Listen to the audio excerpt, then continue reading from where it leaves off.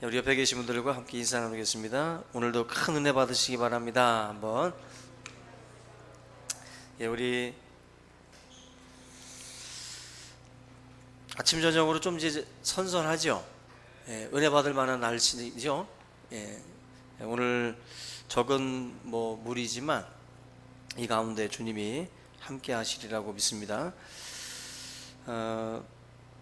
그 19장 이제 말씀부터 이제 30장까지가 어떤 내용이냐면은 바로 이제 사울을 피해서 도망 다닌 그런 그 다윗의 그런 행적들이 기록이 되어 있는 본문입니다.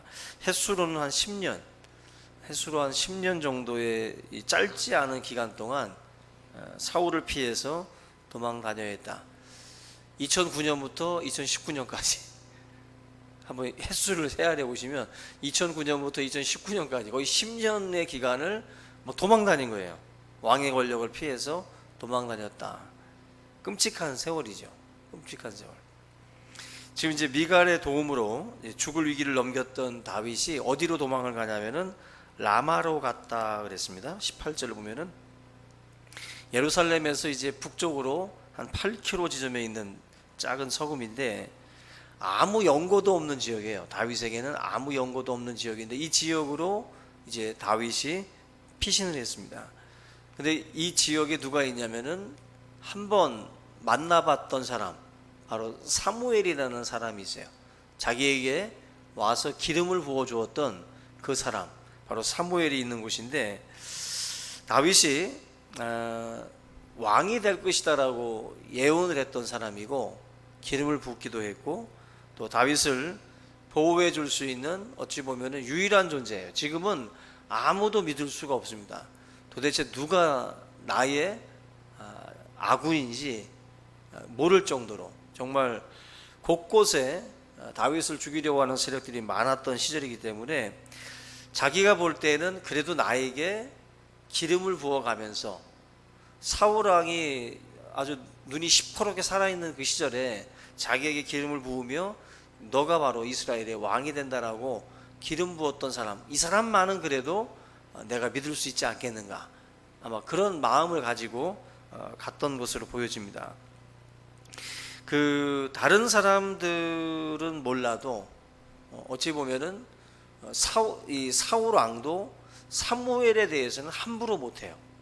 왜냐하면은 사무엘을 시켜서 이 사울에게 가서 마찬가지로 기름을 부었던 사람이기 때문에 그런 점에서 그래도 자기의 영적 멘토인데 그래도 이 사무엘만은 아무리 지금 사울이 막가도 사무엘은 그렇게 함부로 건드리지 않겠지, 그렇게 이제 생각을 하는 거죠. 사무엘이 지금 다윗을 어떻게 보면은 세운 사람인데 사무엘은 그런 그 다윗이 자기가 있는 지역으로 이제 넘어온 겁니다. 여기 보면은 라마나이옷이라고 우리가 한 번쯤 들어봤을 텐데 이 라마나이옷은 바로 라마는 지역 이름입니다. 그리고 나이옷은 그냥 거처라고 보시면 돼요. 라마라고 하는 지역에 있는 사무엘에 있는 거처입니다. 나이옷이라는 단어가 거처 또 선지학교 같은 그런 그 이름을 띠고 있는데 바로 이 지역으로 어떻게 보면 이제 사무엘도 들어가서 후진 양성을 한 거예요. 사무엘도 하나님의 사람들을 말씀으로 키우는 작업을 이 라마나이옷에서 하고 있었던 겁니다. 위기의 순간에 다윗이 그 지역으로 찾아 들어가서 이제 선지자 사무엘로부터 어떤 조언의 말씀, 너무 답답하니까 너무 답답하고 내가 도대체 어떠한 어떤 길을 가야 될 것인지 아마 굉장히 막막했으리라고 생각이 되는데 그 상황에서 결국 다윗이 선택한 것은 바로 라마나옅, 바로 이 사무엘이 후진을 양성했던 이 지역이라는 겁니다. 근데 우리가 이걸 해석을 할 때 단순히 사울이 함부로 못할 사람, 그래서 내 몸을 보호해 줄 수 있는 사람, 그래서 이 지역을 선택했다라고만 볼 수 없는 것이 우리가 지난주에도 봤던 것처럼 시편 59편은 바로 이 다윗이 이러한 그 도망치던 때 미갈의 도움으로 도망치던 때에 지었던 시라 그랬어요. 시편 59편의 말씀을 보게 되면 이런 문구가 있습니다. 하나님은 나의 요새시며 나를 긍휼히 여기시는 하나님이십니다. 그러니까 미갈을 피해서 라마나요스로 갈 때 그는 마음속에 단순히 사무엘이라는 사람을 의지했다라기보다도 나의 피할 바위고 요새가 되시는 하나님을 향해서 나아갔다라고 보시는 게 맞아요. 그래서 단순히 자기의 어떤 육체를 보호해주는 어떤 그러한 차원에서의 도피가 아니라 하나님을 향해서 나아갔다. 우리가 위기의 때에 우리가 나아가야 될 곳도 바로 이 다윗의 마음과 같아야 돼요. 여러분들이 우리가 어떤 인간이라고 하는 방패, 인간이라고 하는 그 요새를 의지하려고 하면 안 됩니다. 철저하게 지금 지명이나 이런 사람을 봤을 때는 분명히 사무엘이라고 하는 든든한 보호막처럼 보이지만 사무엘이라는 존재도 사실 지금 어떤 상황입니까? 사울이 버린 상황이에요. 사울이 버렸고 그리고 사무엘도 사울을 버린, 서로가 서로를 어떻게 보면은 이제는 이제 남남이 된 상황이기 때문에 지금 현재 이 사무엘도 사실은 깊이 들어가 보면 불안한 존재예요. 왜냐하면은 앞으로 나오겠지만 이제 이 사울이라는 이 존재가 이제 막 나가거든요. 막 나가고 있어요. 그냥 하나님이라는 분을 무시해버린 상황이기 때문에 그의 종에 대해서도 무시하는 거예요. 하나님이 지명했던 제사제도도 무시하기 때문에 모든 것을 지금은 이제 사울이 그렇게 마음으로 하나님을 경외하지 않고 있습니다. 그런 점에서 사울은 이 다윗은 철저하게 하나님 앞에 자기의 삶을 지금 맡겼다라고 우리가 보는 것이 맞다. 그래서 저나 여러분들도 위기의 순간에 떠올릴 수 있는 것이 뭐가 되겠어요? 당연히 하나님이 되셔야 돼요. 내가 정말 갈 곳이 어딘가, 내가 정말로 찾아갈 곳이 어딘가. 그래서 그게 떠올릴 수 있으면 제가 언젠가 말씀드린 것처럼 복 있는 사람이에요. 막 실패하고 배신당하고 어려움 당할 때 그래도 목사님이 계시지, 교회가 있지, 내가 기도할 대상이 있지. 그래서 뭔가를 떠올려서 찾아올 수 있는 게 복이에요. 찾아올 수 있는 게. 그냥 탕자가 아버지를 떠올리면서 돌아오는 것처럼 뭔가 떠올릴 수 있다라는 것 자체가 복이에요. 떠올릴 수 있다는 것 자체가. 그러니까 우리 여러분들의 마음속에 그래도 그 믿음이 있다라는 것은 참 복된 겁니다. 귀한 거예요. 오늘 금요일 날 찾아 나오신 거 복된 거예요. 아멘. 복된 거예요. 적을수록 복된 거예요. 여러분들 얼마나 감사한 일입니까? 내가 위기의 때에 하나님을 발견할 수 있고 찾을 수 있다라는 거, 이거 얼마나 귀한지 몰라요. 그 믿음이 헛되지 않습니다. 환난 날에 나를 부르라 그랬어요. 환난 날에 앞이 캄캄하기 때문에 아무것도 안 보입니다. 그리고 막 운둔하잖아요. 막 문 걸어 잠그고 안 나오잖아요. 폐쇄적으로 사람이 바뀝니다. 사람의 눈, 나를 뭐라고 볼까, 나를 뭐라고 이야기들 할까, 그런 두려움들이 이 사람을 집 밖으로 못 나가게 만들어요. 근데 하나님의 사람은 그렇지 않습니다. 하나님의 사람은 그 순간에 하나님께로 향하는 거예요. 그게 바로 믿음이고, 그게 정말 귀한 거죠. 바로 지금 다윗이 어떻게 보면 영적 멘토인 사무엘을 찾아간다는 것은 하나님을 찾아간다라고 하는 뜻과 같은 거죠. 근데 19절 말씀 보시면 사무엘은 다윗을 이렇게 품어주고 있는데 여기 어떤 사람이라고 나오죠. 다윗은 그 당시에 현상 수배범이에요. 어찌 보면은 지금 현재 공개 수배된 상황이라고 보시면 돼요. 누구도 믿을 수 없는 상황입니다, 지금. 그러다 보니까 곳곳에 다윗을 이제 고소 고발할 사람들이 지천에 깔려 있어요. 어떤 사람이 사울에게 전하여 이르되 다윗이 라마나요스에 있더이다 고발한 거죠. 신고한 거예요. 요즘 여러분들 공개 수배로 전환하면은 거의 다 잡히잖아요. 그죠? 사람들 눈이 있죠. 또 이제 CCTV가 있죠. 정말 공개 수배로 전환해 버리면 숨을 쉴 수 없을 정도로 이제 좁혀 오는 겁니다. 그래서 결국에는 그냥 자수하여 광명찾자예요. 자수하지 않으면 그 인생은 계속해서 꽁꽁 숨어 지낼 수밖에 없죠. 그 정도로 참 무서운 겁니다. 지금 이 다윗이라는 존재도 이렇게 지척에 다 깔려 있는 거예요. 숨을 곳이 없습니다. 숨을 곳이 없어요. 20절 보면은 전령들이라고 나와 있는데 이 전령은 자객이라고 보시면 돼요. 자객. 다윗을 죽이려고 사람들을 이제 보낸 겁니다.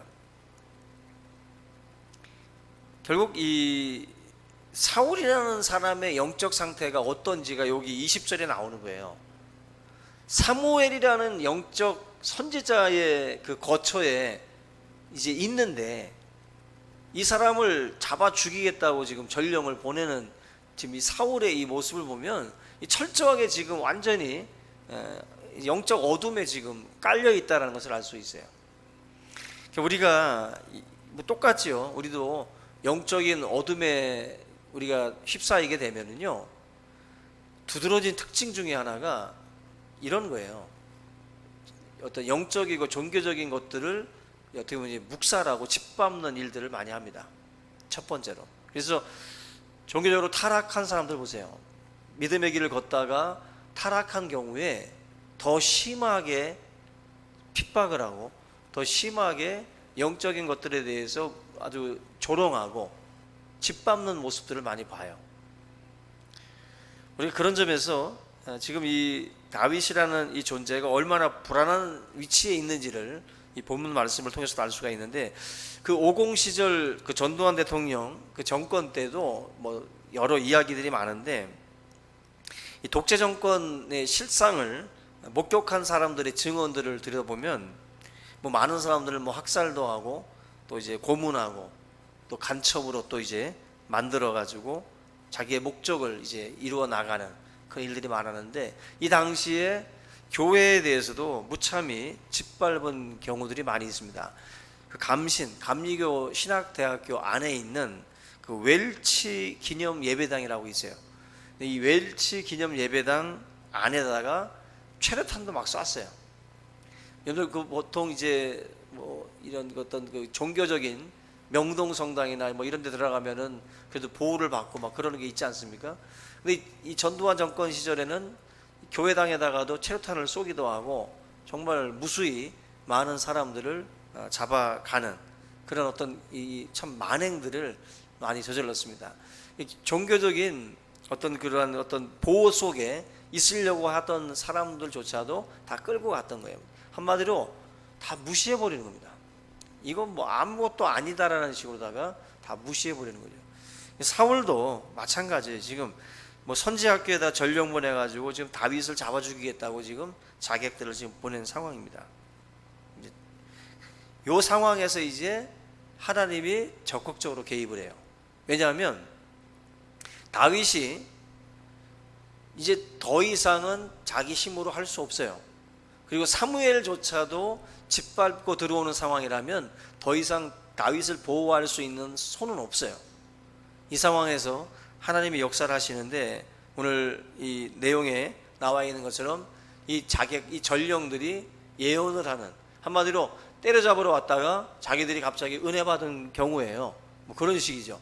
첫 번째로 보낸 사람들이 은혜 받아요. 막 예언을 하면서. 그리고 나서 또 두 번째 자객들을 또 보내는데, 이 사람들도 마찬가지로 또다시 강권적인 역사로 예언을 하는 그러한 경험들을 그들이 하게 됩니다. 이러한 것들이 결국 3번씩이나 이제 이루어집니다.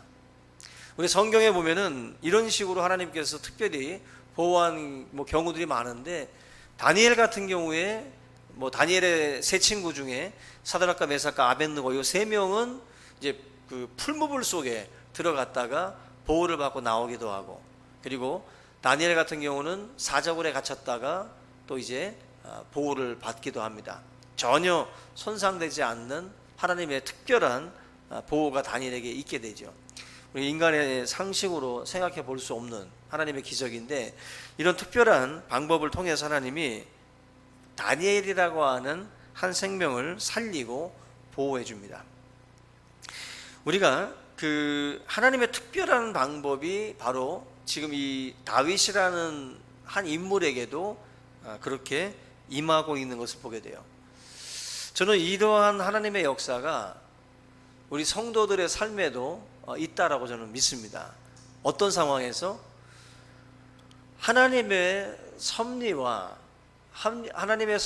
우리들의 어떤 사명이라는 것들이 있는데, 우리의 사명이 남아있는 그 기간 동안 우리를 하나님은 보호하십니다. 우리는 어차피 다 죽는 몸이에요. 우리는 뭐 70이요 80이요 지나가다가 다 죽어야 될 몸이에요. 뭐 하나님이 끝까지 우리를 살리시지는 않을 겁니다. 베드로도 옥에 갇혔다가도 착고에 매였던 뭐 이런 것들 다 풀어서 감옥에서 이 베드로를 꺼내주기도 하잖아요. 근데 그 기적이 너는 끝까지 안 죽는다가 아니잖아요. 베드로 나중에는 어떻게 죽습니까? 십자가에 거꾸로 매달려서 죽어요. 예? 어떤 분들은 그 상황에서도 하나님 또 기적을 막 우리가 기도할 수 있잖아. 그죠? 그때 착고를 풀었던 하나님이 이번에도 십자가에서 이 베드로를 살릴 수도 있잖아. 근데 그렇게 하지 않죠. 베드로의 그 사명, 너가 지금은 자유롭게 다니지만 네가 원치 않는 그 띠를 누군가가 너를 띄우고 너를 끌고 간다 그랬어요. 그때가 이제 온 거죠. 마찬가지로 저와 여러분들의 이 사역 속에도 하나님은 순간순간 우리를 지키시고 보호하시고 인도해 오셨다라고 저는 믿습니다. 우리가 알지 못하고 깨닫지 못하는 순간에 우리는 어떻게 보면 죽음의 위험을 넘어왔을 수도 있어요. 지금 나는 모르지만 하나님의 특별한 섭리 속에서 지금까지 걸어왔다라고 생각이 됩니다. 죽어야 할 몸이 아직도 살아서 숨쉬고 있고 호흡하고 있는 것, 그거 다 하나님의 은혜라고 믿습니다. 바로 지금 다윗이라는 사람도 그런 보호를 받고 있어요. 그런 보호. 그래서 다윗이라는 인생이 죽을 고비를 지금 넘기고 있는 겁니다. 그래서 3번씩이나 전령들을 보내서 이 다윗을 죽이려고 하는 일들이 있어요. 여러분들 그 함흥차사라는 말 들어봤죠? 함흥차사.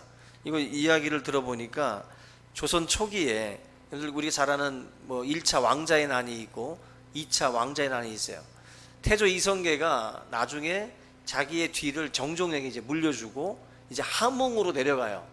함흥으로 내려간 그 기간 동안에 이방원이가 또 이제 한마디로 이제 구테타 같은 걸 일으켜가지고 또 피비린내 나는 일들이 벌어집니다. 바로 이 함흥에 내려간 그 태조에게 이 방원, 이 태종이 이제 아버지를 만나러 가는 거예요. 그 전에 사람들을 이제 보내서 태조의 마음을 돌리기 위해서 함흥으로 차사들을 내려보냈다는 거죠. 그럴 때마다 태조 이성계가 활을 쏴서, 명궁으로 알려져 있으니까 태조 이성계가 활을 쏴서 죽이기도 하고 이 차사들을 한마디로 가두어서 돌려보내지 않았다고 그래요. 그래서 함흥 차사랍니다. 한마디로 함흥으로 내려보낸 차사들이 돌아오지 않아서 우리가 흔히들 함흥 차사라는 말이 그런 의미로 다 쓰여져요. 깜깜무소식이라는 거죠. 아무런 소식이 없는 거. 똑같은 일이 지금 있는 거예요. 이제 이 사울 왕이 전령들을 보냈는데 깜깜무소식이에요. 가면 안 와. 가면 은혜 받고 있고 가면 소식이 없는 거예요. 결국 어떻게 합니까? 사울이 직접 이제 자기가 내려와요. 자기가. 이게 얼마나 독이 오른 사람인지를 알 수 있어요. 얼마나 지금 내려보내다 3번씩이나 내려보내다가도 결국 자기가 이제 직접 갈 정도로 아주 속이 지금 막 다윗에 대한 증오와 미움이 지금 가득 차 있는 거예요.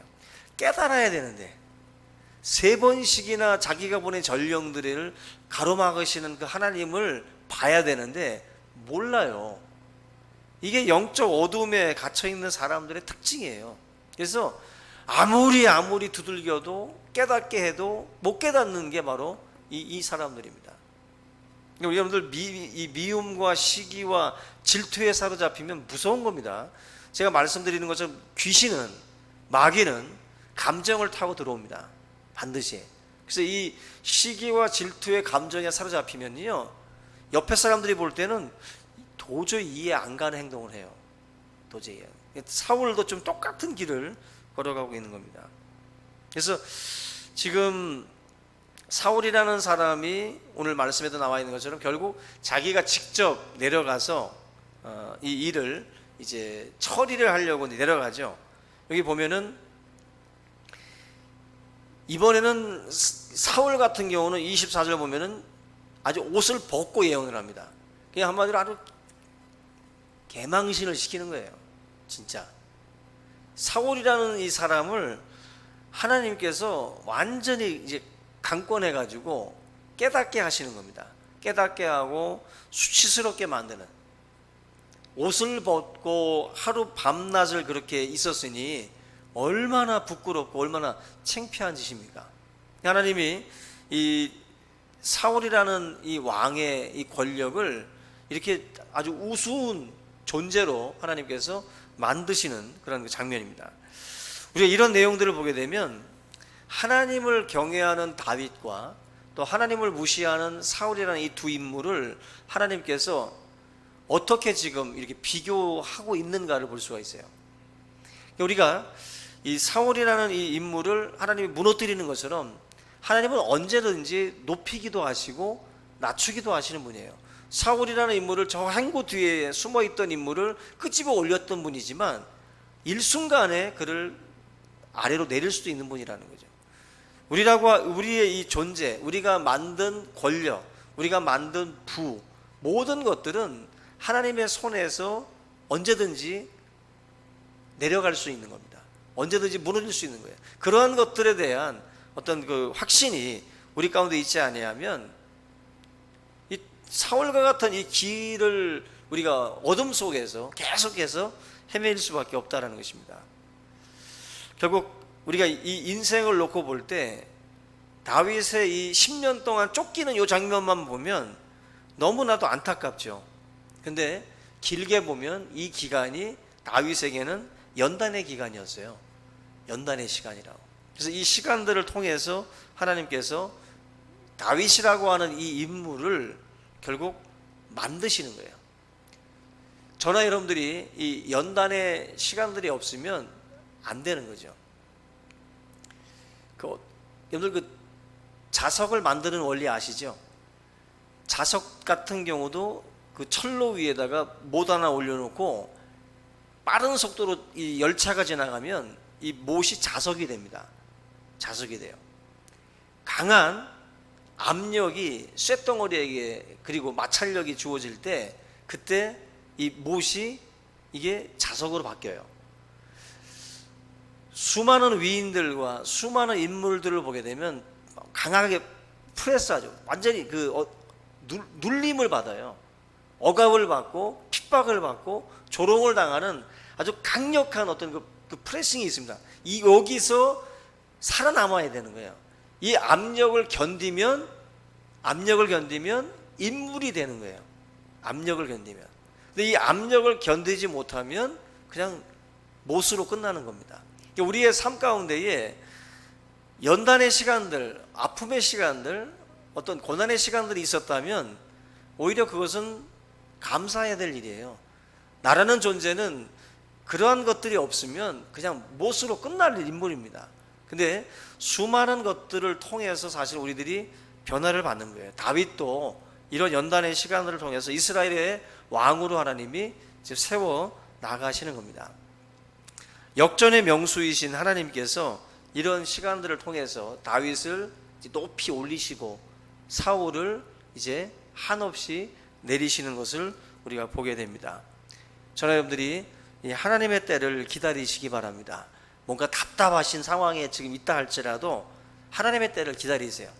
지금 이 캄캄한 어둠이 여러분들한테는 연단의 시간이에요. 그래서 뭐가 좀 잘 안 풀리고, 청년들도 마찬가지고 우리 어른들도 마찬가지입니다. 뭔가 답답한 시간들을 그거를 잘 견디셔야 돼요.